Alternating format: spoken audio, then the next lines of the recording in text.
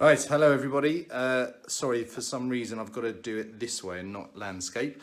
Welcome. I'm just going to start the Zoom. So for those of you that have come to these classes before, I'm live on Facebook. Hello everyone on Facebook. And I am also running a class via Zoom where students can get feedback through our apprentices who are on the Zoom chat as well. So today we're going to be looking at some sword technique, some single sword terminology and stage combat. It's not any specific sword type. So we're going to be looking at that. We'll be starting in just a few minutes, so bear with us. I'm just trying to get these cameras at the right angle and get everything ready. Now you may have seen, hello Morgan. You may have seen, hello Marina. Hello Karen, nice to see you.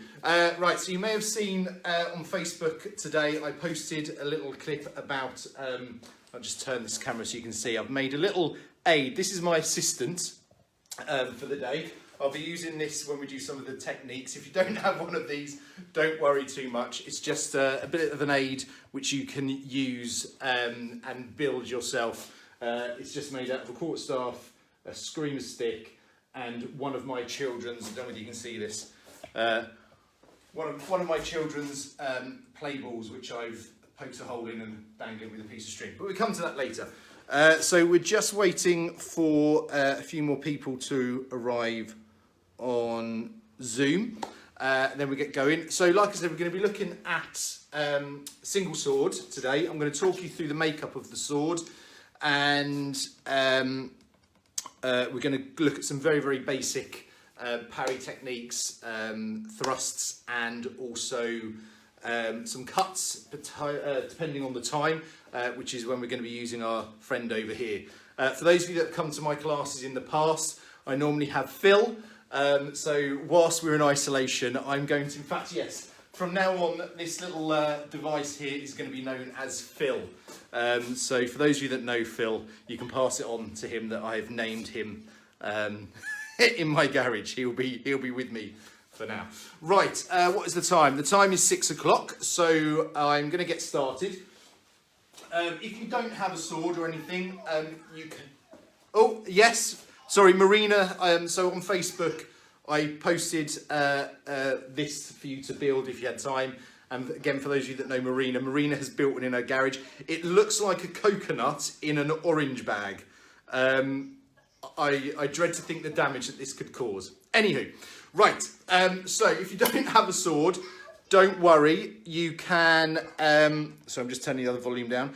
You can use a piece of bamboo cane if you've got it. You can use a wooden spoon even. It's just about practicing those techniques. So, got a few more joining in the Zoom. So I'm just going to talk you through the makeup of the sword. First of all, the swords that we use when we're training aren't true swords. What I mean by this is they are an amalgamation of different fencing weapons.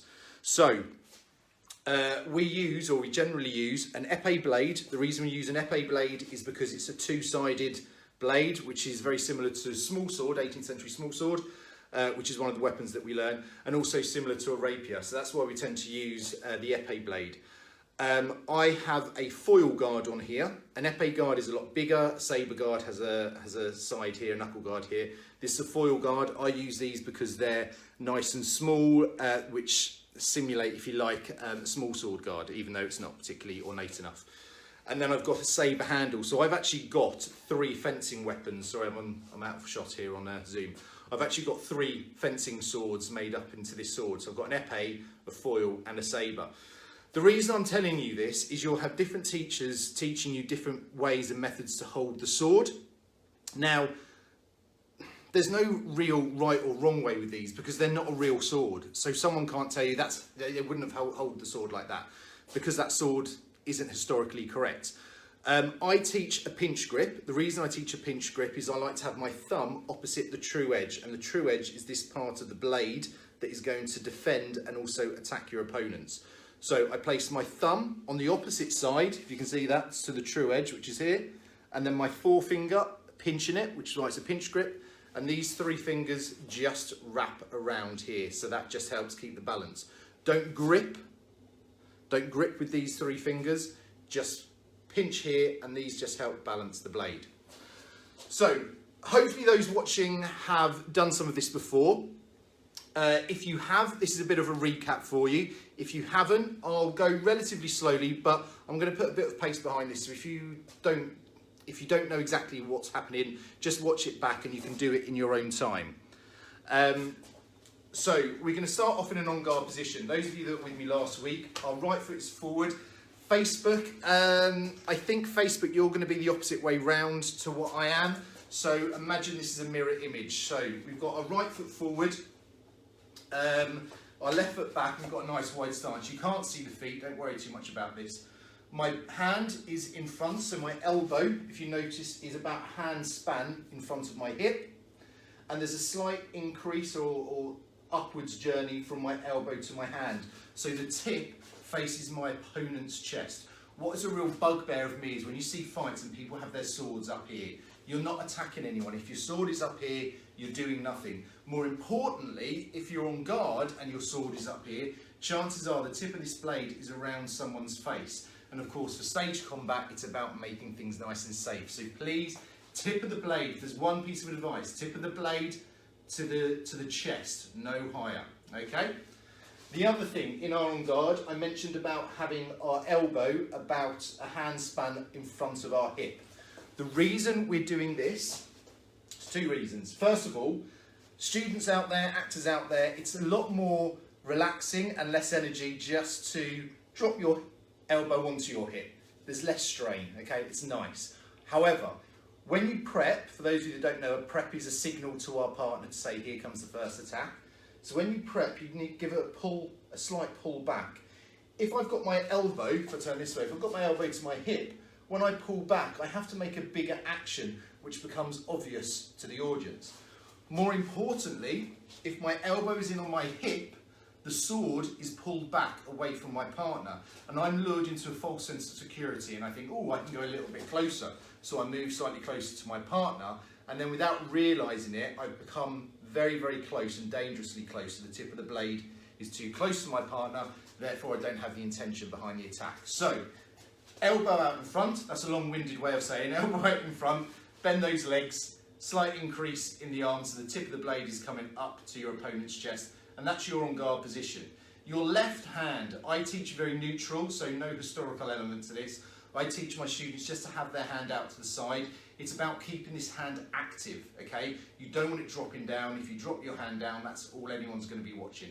So keep your hand active, and it's up to the side here, okay? So just relax, everybody. And then when I say on guard, you're going to drop into an on guard position. So on guard. So on guard position here, nice. So tip of the blade's on a slight incline. It's going towards your opponent's chest. Just imagine there is someone opposite you about the same height as you. Okay, we're going to go through our parries first of all. So a parry is a defence. We're just going to look at the first 4 parries, the first 4 main parries. So a parry of 1, we're going to drop the tip of the blade. So the blade drops down. For those of you on Zoom, you can't see the tip, I'm aware of that. But if you've got any problems, just shout out to the apprentices. So I drop the tip of the blade and I turn my hand. So my thumb is pushing to the outside. Don't overturn it, don't twist your hand too much. Your thumb needs to be pushing to the side. And I use my thumb to push the blade over to the side to defend my back leg, which is my left leg. Again, those on Facebook, if this is mirrored, just turn it around to the correct way. So I'm defending my left leg, my back leg. So back to your on guard. We drop the tip of the blade down. And then we're going to push it across into a parry of 1. Now the important thing is you're crossing the centre line. I want you to imagine your body into quarters. So you've got your high line, which is above your belly button, and you've got your low line, which is below your belly button. You've also then got your left half and you've got your right half, okay? So what is important is you drop the weapon into the line where you're defending, but then last thing is you push through that centre line. That centre line going through here gives it the impetus to protect a cut coming in or to push a weapon away. So we're on guard, we drop the tip down, we turn and we push, okay? Don't fall into the bad habit of bringing the tip over here, which is what some people will do.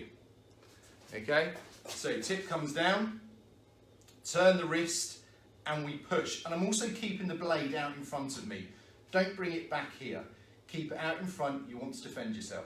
So once more, parry of one, on guard, drop the tip down, turn, and we're going to push to the side here, okay? Now, you'll notice that my blade is very vertical, okay? When I'm teaching at basic, it's very important that you get the technique before you start to add flair. So when you watch people fighting, you'll notice that the blade is on a slight angle, it is on a slight diagonal, but if you start doing this at the start, you'll start to pick up bad habits too soon. Okay, so, sorry, just reading the message. Thanks, Emily. Yeah, don't fall into these bad habits. Keep it really true to start with, okay? So we're here. So, on guard, we're dropping the tip of the blade down. We're going to turn the hand. It's pushing across. That's into our parry of one. So we're defending our back leg, our left leg. Parry of two is defending our front leg. So I'm going to turn the blade, and I'm going to turn it with the wrist first of all. So again, the thumb is pushing to the outside, and then it's going to push all the way across. So back into your on guard position. Parry one, we drop the tip of the blade down, we turn, and we push. Parry two, we twist, and we push. Turning to the one. Sorry, bear with me a second. Zoom, are those messages coming through for me? Ah, right, okay. Just checking, sorry. Right, okay, on guard everyone. So tip of the blade coming down. This is a parry of one coming across. Parry two, we twist and we push away.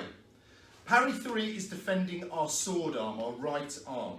So what I'm going to do is I'm going to bring the blade up. It's doing a small circular movement. It's coming up. Again, I'm taking it over this side so I can push through the centre line into my parry of three. So on guard, parry one, parry two, parry three. Okay? And parry of four, anyone can guess. Those on Facebook, where do you think parry of four is? We've done 1, 2, 3. That's it, of course. Parry of four is this side. So we're going to bring the sword across. Again, we turn the hand first of all, so our thumb is pushing. So it pushes all the way across here.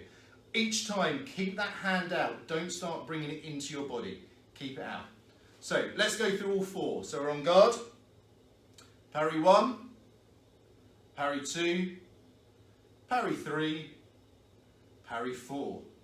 Good, on guard. Let's do that again. Parry one, parry two, parry three, parry four. Nice. Now, unfortunately, when it comes to fight choreography, we don't always go parry one, parry two, parry three, parry four, parry one, parry two, parry three, parry four. It would be nice and simple for us, but that's not the way the choreography will work. So, we change our patterning, so we'll go from different parries to different parries. Of course we would. The trick, or what you've got to make sure that you do, is always cross this centre line here. So, if I'm in a parry of one, and I'm going to a parry of three, which is here, the blade comes up, and I push through that centre line.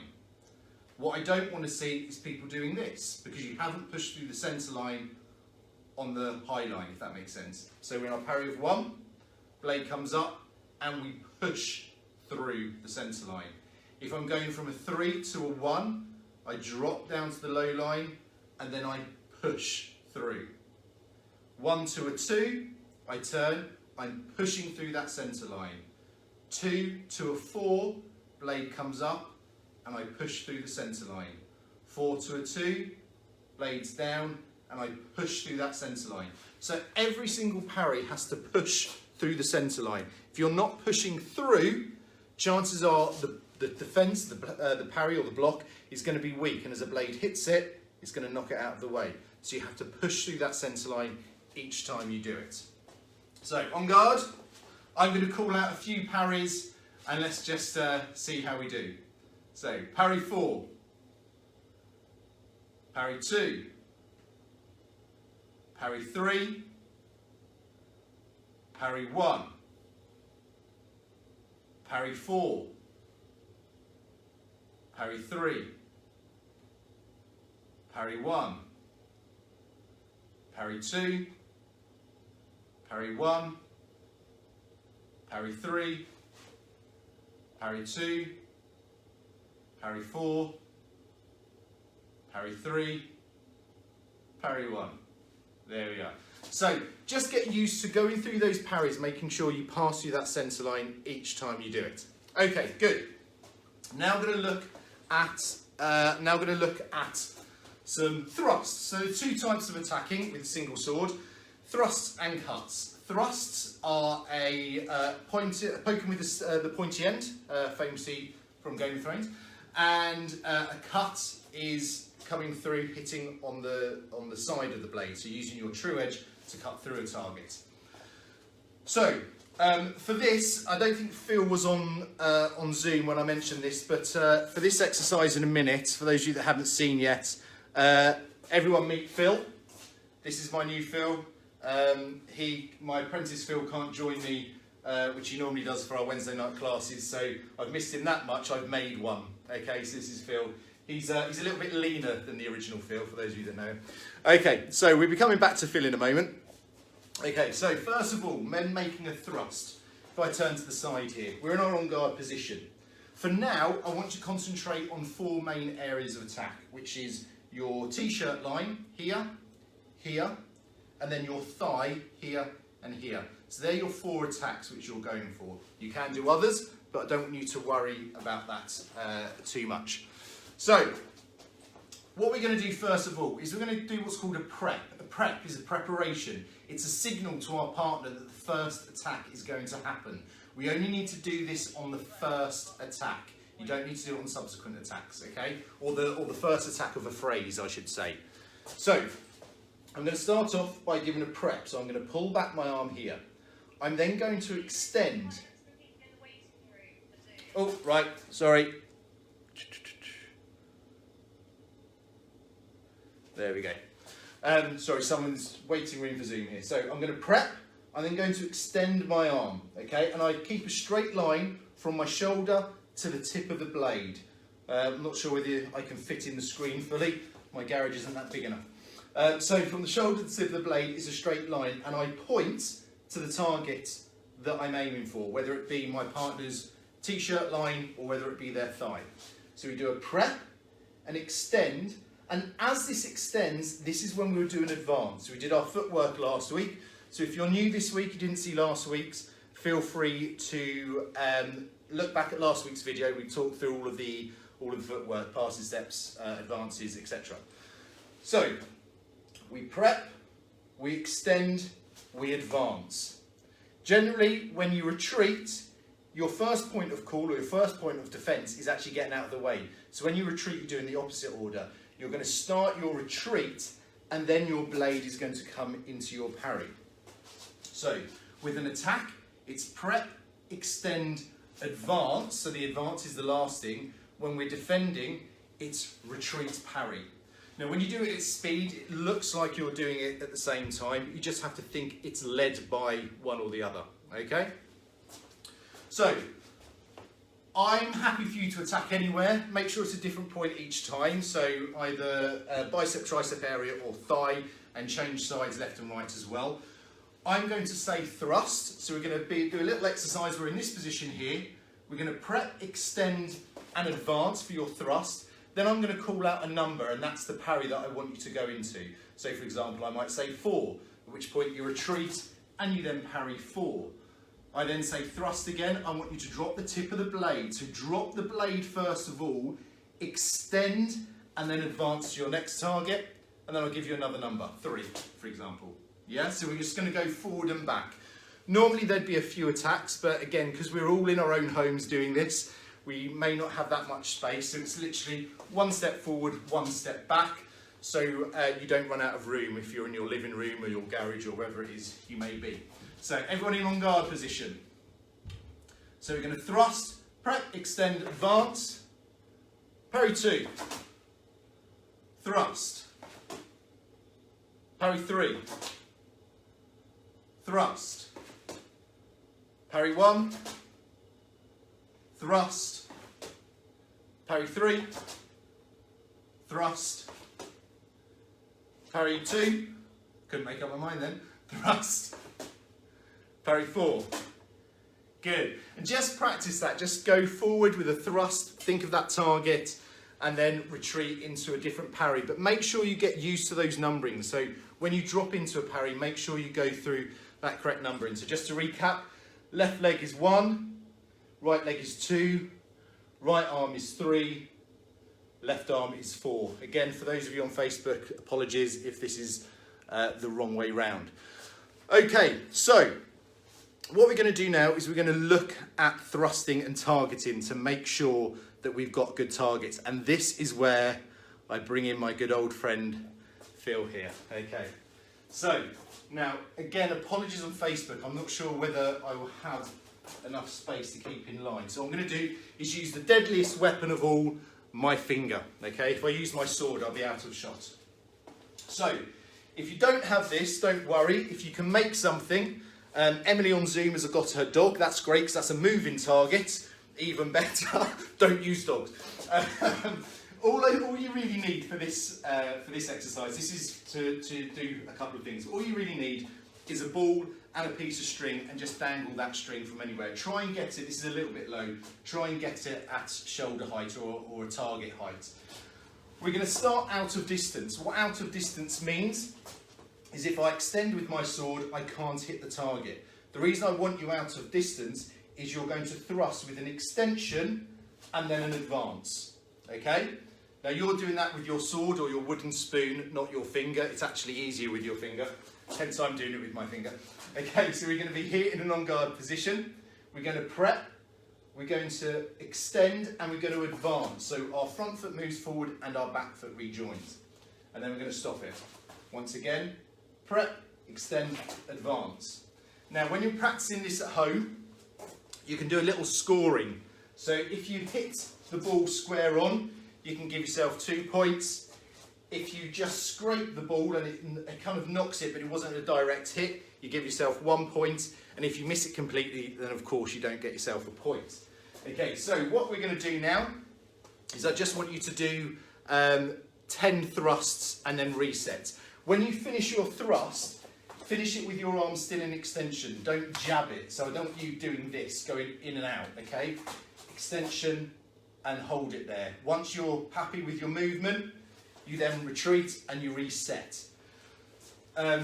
So if you don't have a fill, everyone needs a fill in their life. If you don't have a fill, don't worry about it. Just practice that technique. We're going to do 10 of those in your own time. We're going to do 10 of those and then we're going to look at another little exercise. Okay, so I will endeavour with my sword as well.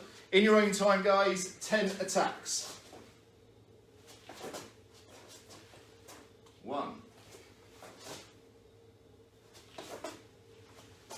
2,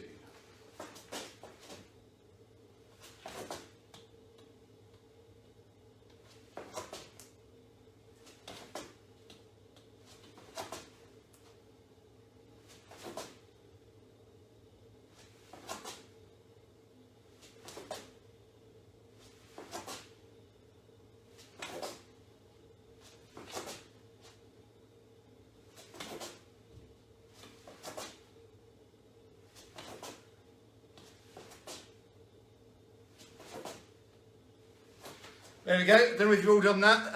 I scored, that was 1 miss, 7, 14. So I scored 16 out of 20. If you've done it, if you've got one of these, please post me your scores. It would be lovely to see how you're doing. Okay, so that's one exercise you can do. Okay, the next one is a lunge. No, we didn't actually do the lunge. So I think I actually pierced my ball when I did that. We didn't do the lunge last week. When we lunge, we're stepping forward on our front leg, but we're keeping our back foot where it is. The idea of a lunge is to cover a lot of distance, okay? So this time, we're going to do the same thing. We're going to be out of distance. Don't know whether you can see me on Facebook, you can probably just about see my hand. So we start out of distance. So we're here, we're going to prep, and then we're going to lunge by just stepping our front foot, keeping our back foot where it is. Now a lunge is a big step, okay? Don't make it a half-hearted step. It's not about just moving a little bit. A lunge is you want to cover a good amount of distance, okay? So in your own time, I'm going to do it with my finger again just because I want to stay in shot if I can. So we're going to prep. So we prep by pulling it back. We're going to extend, and as we extend, we lunge. And then we drop back. Wait for the ball to stop moving. Prep, extend, lunge. Come back. Prep, extend, lunge. So, everybody, 10 of those, and then we move on to a cut. So, prep, extend, lunge. I'm not going to do it this time. I'm just going to watch everyone on Zoom, check how you're doing. How's everyone on Facebook? Give me a thumbs up on Facebook if you're getting on okay. We all good? Fantastic. Are we missing going to stage combat classes? It's not as good on your own. I'm trying, I'm doing my best, but we all need to be in a room together, don't we really? Okay, a couple more seconds just to practice these.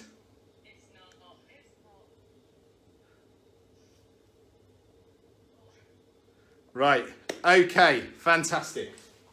So, for those of you with a makeshift field like this, you can remove the ball now. Marina on Zoom, I see yours is actually quite good to leave it there for the next exercise. I'm going to take the ball off Phil's arm. Phil's got very high arms. He's got a very long torso, very short arms, and very high arms as well. So a cut, I'm going to move briefly on to cuts now. I think we've got about 10 minutes or so left. A cut is an attack coming from the side in. The idea being you're using the true edge, which is this part here. It's making contact with your opponent's skin and you're cutting, like a slash if you like. Now, when we do this in stage combat, we break it up. We don't just flick the sword around. It's about having good technique. So we call it kissing the blade. So we're going to start in our on guard position again. We're going to bring the tip of the blade up. This is why we call it kissing the blade. Now, of course, it doesn't actually come to my mouth. I'm not actually kissing the blade. If you really love your blade that much, you can, but I wouldn't recommend it. Okay, tip of the blade comes up. This is kissing the blade. We're now going to drop the blade to the side that we're going to attack on. So I'm going to drop it to my right. So it drops down here. And now the blade, the true edge, is facing my opponent and the tip of the blade is pointing to the side. I'm then going to push this arm forward. As I push this arm forward, I'm going to advance, and I'm also going to push my thumb. By pushing my thumb, the blade comes in. Okay? So if you drop back to arm guard position, tip of the blade comes up, we kiss the blade, out to the side, oh, feels in the way, extend the arm and push with the thumb, and retreat again. Kiss the blade, drop, extend and push with the thumb. Now again, on this side, we can either be attacking our opponent's arm or we can be attacking the leg for now. We're just going to concentrate on these two areas. We can also attack the other side, of course we can. So, tip of the blade comes up, we kiss the blade. We're going to drop the blade to the opposite side. This time my palm is down, okay? When I cut to this side, my palm was up. When I'm cutting to my left, my palm is down. Again, my thumb is pushing forward, blade is out to the side. I'm going to extend my arm. When I extend, I advance and push with my thumb to cut in. I can drop back. Now we're going to get rid of the advances for now. We're going to bring the blade up, cut high right. So I'm cutting to the right here. Bringing the blade back, kissing the blade, but not going into on guard. We're going to drop it through. I'm going to cut high left. Kissing the blade once again, it comes in. Drop into my right, I'm going to extend, cut into the leg. Coming in, back, drop to my opposite side, extend, cut into the leg. Now, when you're doing this to start with, do it nice and slowly so you're really sure of those techniques. So we're here, back, here, kissing the blade each time. There are other methods of passing the sword from side to side, but we're just concentrating on the kissing the blade technique at the moment. You'll see some people wrapping it around the back of their heads. Don't worry about that for now, okay? So, we kiss the blade. Attack open, attack cross, attack open, attack cross. And all I'm doing here is I'm rocking. And this is a good thing to practice as well, because sometimes you won't have footwork in a fight. If you're, the venue you're performing in may be small, there may not be room to do a lot of footwork, or it could just be a stylistic thing that you're doing. You lean back on your parries, you lean forward on your attacks, and we'll look at that in some future weeks as well. So, we've got a few more minutes left. I'm going to bring Phil back into the equation here. So, you'll notice on my Phil now, I've also got these little marks here. I've kind of marked these for a similar person's height, okay? So this is their shoulder height here, and this is their thigh height here.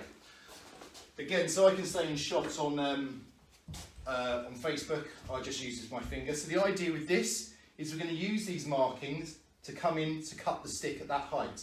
And it's important that you're accurate. So I've used some gaffer tape here, so I've probably got about 1.5 inches of distance here. So it's coming into there, and when I finish my attack, I want to make sure that I've actually attacked to my target. I don't want to be hitting the stick. If I hit the stick, and that was a real actor, then I've hit the actor, and we don't want to do that, okay? So it's about control and targeting. So, if I go to my sword here, if I start just out of distance, apologies if you can't see me, blade comes up, I extend and I cut in, okay? And I want to make sure, sorry, my boxing bag's just behind it as well, I've just hit that. So I want to make sure that my blade is on target, which it is, but I don't want to hit coming in here and knocking the wood, okay? So if you've got something you can practice with, it can be something like this, it can be a boxing bag, which I've actually got hanging just behind as well. Or even if, say Marina on Zoom, the ball that you've got dangling down, that would work perfectly, so you've got space either side of it. So you could do exactly the same technique cutting into here. Now, what I want to see when you're doing these practice techniques is practicing correctly. So I've got a couple of great apprentices assigned to me at the moment. I've got Phil, who I've mentioned and named here as well, and I've got Emily. And I always love working with new apprentices because just as much as I'm meant to be their mentor and teaching them, I learn from them as well, and I nick things from them. And I've probably said this to you guys already, but this is something that Emily told to me and I now use in every class. But I always make sure I tell people this is Emily's line here.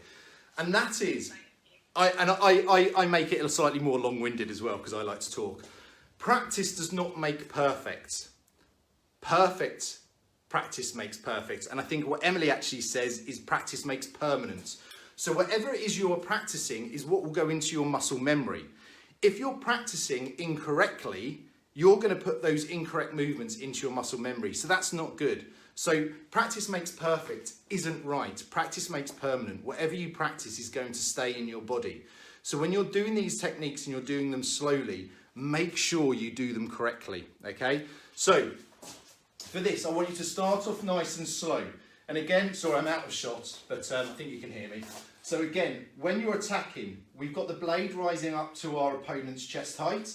Tip of the blade comes up, so we kiss the blade, we drop it to the side, we're doing this nice and slow, we're going to do an advance, and we're going to make sure that our arm is straight, that there's a straight line from the shoulder to the tip of the blade, and that I haven't hit Phil. Okay? So, we kiss the blade out to the side, extend, straight arm, on target, and I haven't hit Phil. Okay? Pull back, coming round to the opposite side, extend, advance, make sure you've got a straight line from the shoulder to the tip of the blade. You're not doing this or this weird stuff. It's a straight line here from the shoulder to the tip of the blade. I'm on target and I haven't hit. Of course, sometimes you do want to hit, depending on the choreography, but that is a choice. And if you've got the correct technique, then it's up to you to make those decisions, or the fight choreographer, should I say, to make those decisions. Once you practice it slowly, you can then speed it up a little bit and you can start to build and build and build until you're a lot more comfortable. Okay, so what we're going to do is, if you don't have a fill or anything that you can attack, Don't worry, we're just going to do 10 attacks, okay? So I'll face you this side here. In fact, I'm just going to move the camera so I say bye-bye to Phil, everyone. Phil is now going off screen. Bye, Phil. Okay, so we're going to move around to here. Okay, so all we're going to do is we're going to be on arm guard, and I'm just going to shout 1, 2, 3, 4. Okay, these are no relation to the attacks that you're doing. Blade's going to come up. We're going to cut high open for the 1, bringing it in here. I'm going to lean back, leaning forward, high on the cross, leaning back, leaning forward. You're going to go low on the open, leaning back, low on the open. And really visualise those attacks. If you've got nothing to target on, just try and visualise. At the minute it's quite good. I've got a tripod in front of me and I'm kind of using that as a kind of a physical body, okay? But you've got to make sure you're going in for those attacks. And if you need to, pause at the end of each one. Make sure you've got a nice straight line. Make sure you're straight from the shoulder to the tip of the blade. Make sure that you're on target. Make sure your weight is correctly distributed and your chest is still up. Don't start leaning forward, okay? So, 1, 2, 3, 4. Coming back to on guard. 1, 2, 3, 4. Coming back to on guard. So again, practice that. So for this week, I want you to go over your parries. Make sure you know your parries 1, 2, 3 and 4. Look at the technique of thrust and cuts.